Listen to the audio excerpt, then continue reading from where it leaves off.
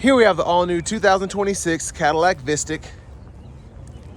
This one comes in the luxury trim level in stellar black metallic. And then we have jet black leather interior. For the powertrain, 2 electric motors, 1 on each axle. We get 190 max kilowatt DC fast charging speed. And this is rated at 615 horsepower, 650 pound-feet of torque. But as we come to the front end here, sorry about the sun, it's kind of early, but LED headlamps along with our LED daytime running lights. And a nice front fascia here. Really does remind me of the Escalade IQ. But it still kind of has the same body lines as the Cadillac XT6. And down here, these are 21-inch diamond cut wheels. And there's a charging port there. I like how they did the design here. And I say that because I have a Mustang Mach-E, and if you're used to that car, you know how when it's cold outside, if you park the car outside, that kind of latch will freeze up. So I like that we don't have that issue, at least manually. We'll see. But door panel here, you get your power seat controls, and then you also have your 4-way power lumbar support. You get power massage as well, 3-stage heated cooled seats, excuse me.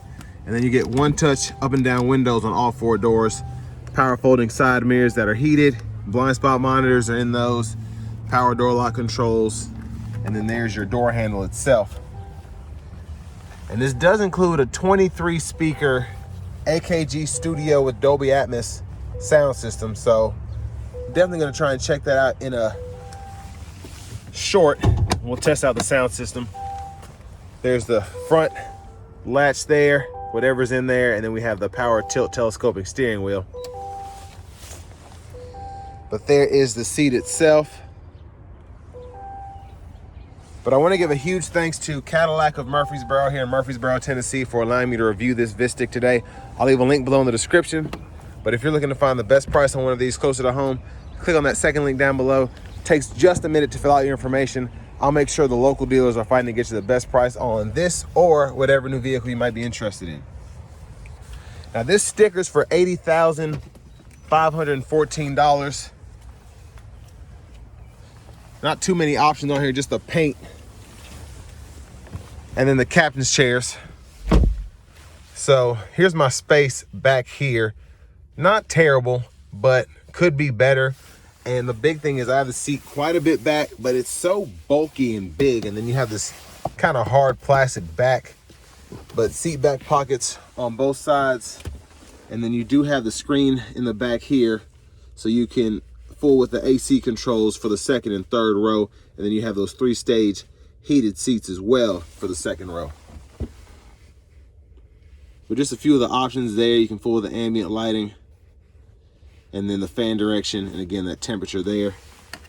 Get a 3-prong household plug-in, and then 2 USB-C charge ports. Kind of dark down there, so I apologize.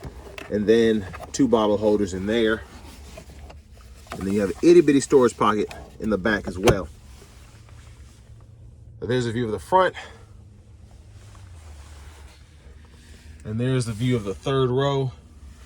Again, the glare is terrible, I apologize. I do like how they did this, having that third row skylight, like I'm used to seeing in some of the probably 5 to 10-year-old Land Rovers, but then you still have the panoramic sunroof right there, and that's what it looks like with the sunshade. And again, I apologize, the lighting is absolutely awful when you try to get things done first thing in the morning.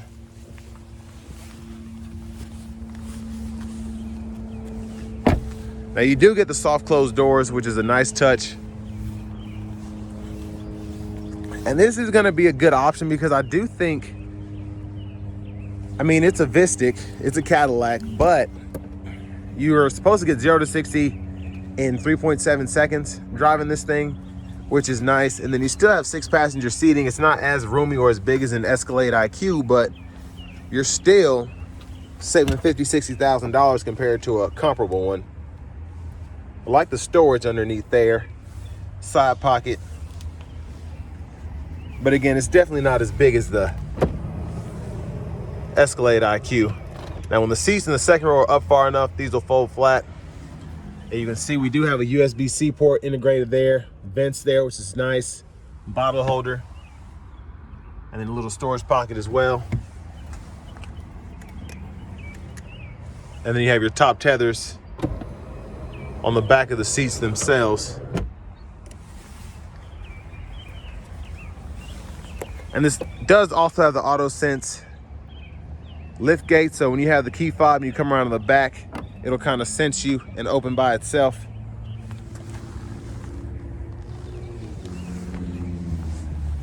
And then you can also fold the second row flat if you so choose. And then you can also hit this button here and gives you a nice entryway to the third row if you don't want to go through the middle. This is definitely important if you were to have the bench seat.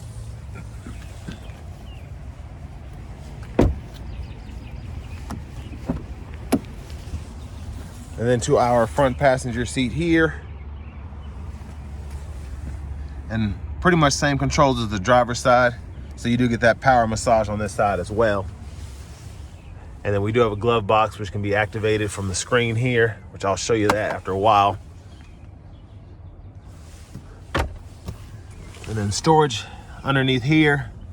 And then I really like this. We have that small pocket here if you want to put some small sheets of paper or index cards, really to be what's best. But it's nice to have that. And then you have the 2 wireless charging pads behind the bottom screen, 2 USB-C charge ports. So one thing I can say about this vehicle in particular is they did a great job in using the space that you get with having an EV platform and, you know, putting the shifter in different places and things of that nature. But with us having 2 electric motors, this is the front mounted one. And it's very interesting to see kind of what goes on here. And I just ran this through the car wash. Kind of weird that all this water got in here, but let's go ahead and hop in the driver's seat.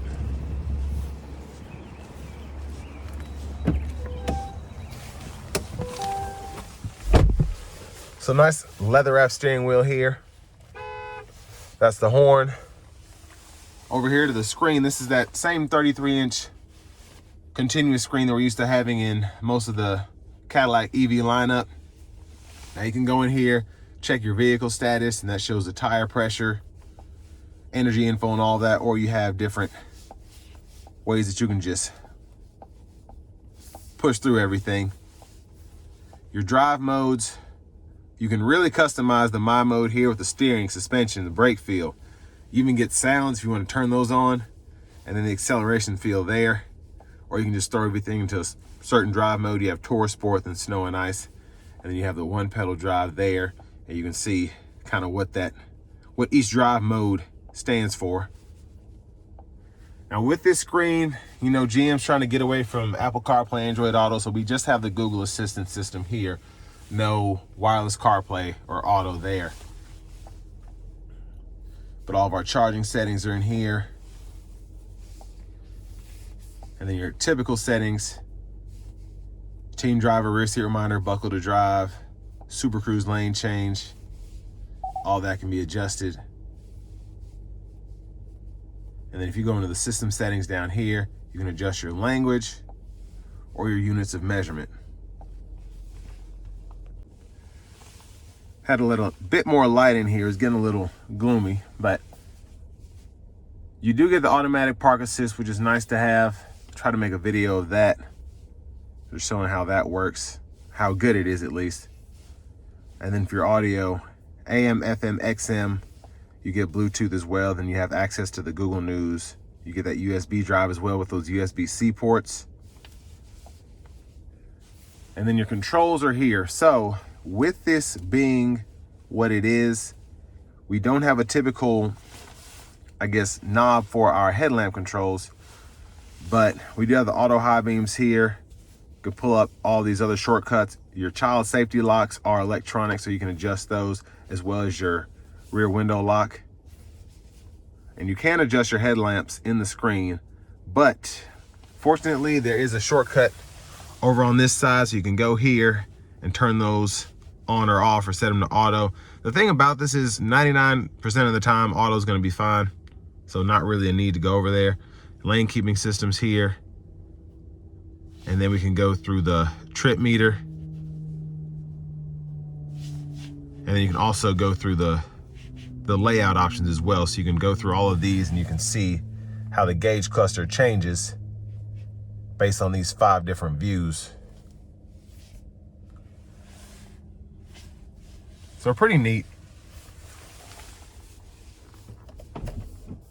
Now your backup camera's there, guidelines follow you as you turn the steering wheel. You also get the bird's eye view front camera as well, and then you have your overhead and your side views too.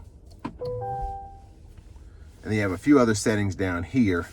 Again, that glove box, you can open that. That's the 1 pedal button. And then you can hit that button so the vehicle stays on for a certain amount of time. So with these newer EVs from GM, you don't have a typical push button to actually activate the vehicle to turn it on or off. You just kind of get in with the key fob, hit the brake pedal, and kind of get things going. Pretty much like the Teslas. I feel like that's one thing that they stole from them. But now down here, we have our dual zone automatic climate controls, and we can adjust the second and third row like we could on that back screen. So fan speed can be adjusted, the auto mode, the temperature, turn the whole system on or off. You can sync, and then you can also adjust that AC or heat there. And then I really like this setup here, so you can adjust that heated steering wheel. If you don't want to use the button on the actual wheel itself, kind of see the graphics for the front seats, which is pretty nice. And then you can also adjust that massage as well. So tons that you can do here. Now down here, volume can be adjusted right there. Click there to mute. And then you have shortcuts, so audio, phone, nav, the home button, and then you can use this to kind of scroll through the screen itself. 2 bottle holders there. Center console cubby space, a little bit of stuff in here, but USB-C port right there. Then a rear camera mirror, we can flip that on or off. Your hazards are up here.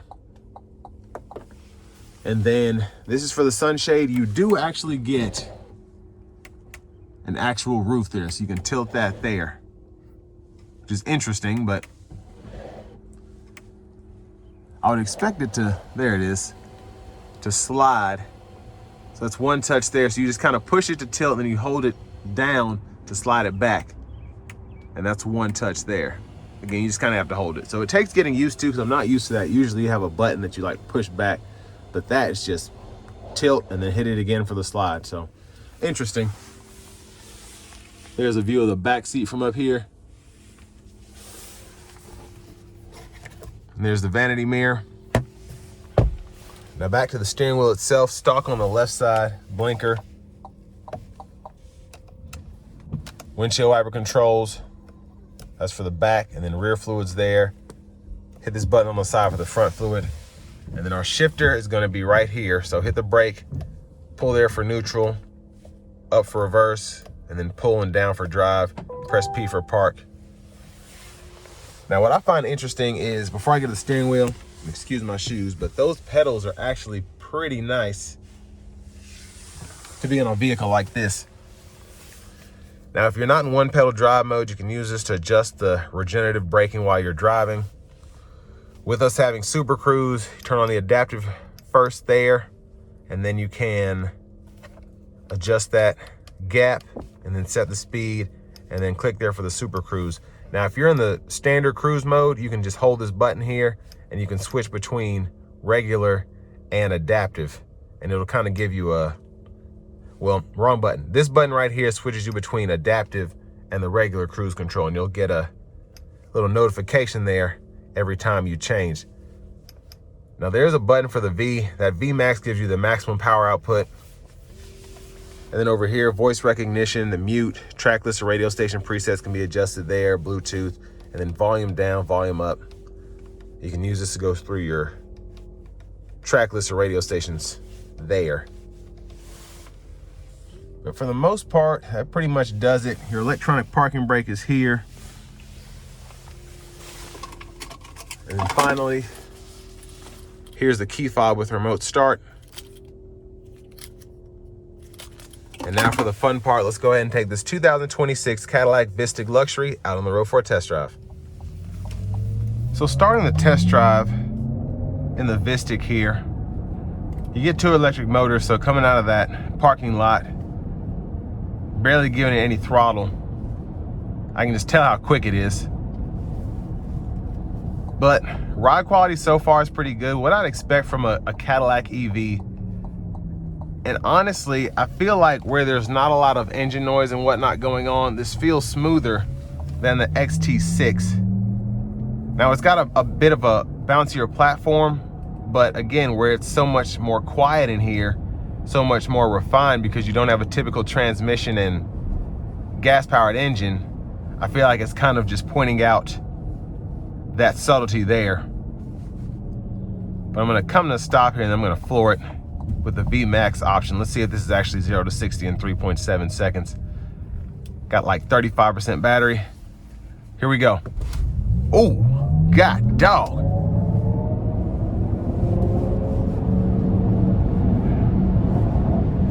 Yeah, that's wow. Wow, that's impressive. Sheesh. Now that's one thing a Cadillac XT6 will not do, is do the dash like that. So I'm gonna turn on the adaptive cruise, and I'm gonna hit the cruise, or super cruise button, excuse me.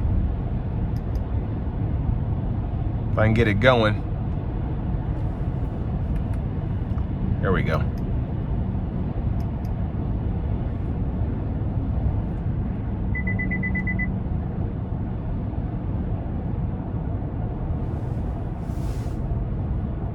So I don't have my indicator on, but the adaptive cruise is working.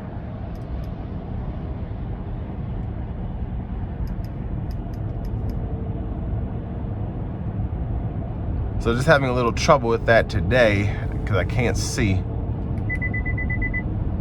Anyways, ride is fantastic coming down the interstate here. There it is, finally.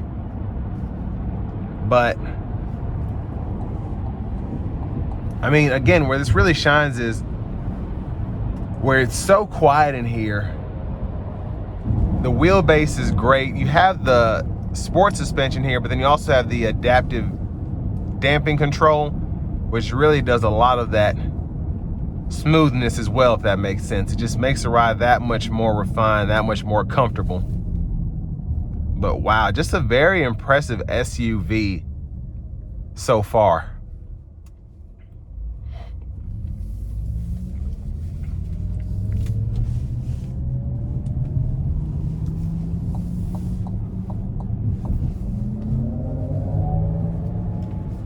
Now I do want to give one more thanks to Cadillac of Murfreesboro for allowing me to review this Vistiq today.